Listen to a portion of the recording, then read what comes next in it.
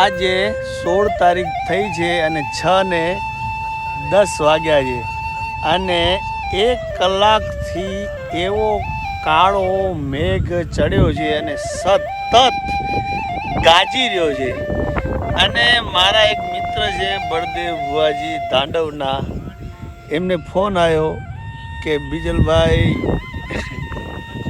વાગડમાં કચ્છમાં સૌથી વધારે વરસાદ થશે. મેં કીધું શું છે કાંઈ પ્રમાણ?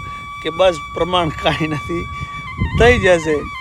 જો ભગવાનને પ્રાર્થના કરીને ખડીરમાં તો બહુ ઓછો વરસાદ છે. ભગવાનને 2 હાથ જોડીને કાળિયા ઠાકરને આજે એમના મોટા દિવસો છે તો વિનંતી કરીએ છીએ કે વાલા મારા વાગડમાં જઈને વરસજે.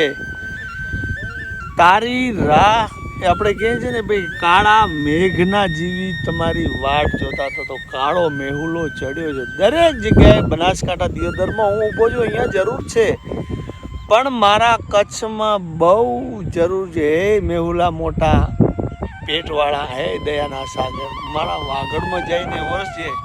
કેમ કે લીલી છમ ધરતી આમ જાણે આમ લહેરાતી હશે ને, ત્યાં પછી ટકા આપણે વિડીયો બનાવશું ને મોજના ધોધ મારશું. જય ગોગા, જય વડવાળા.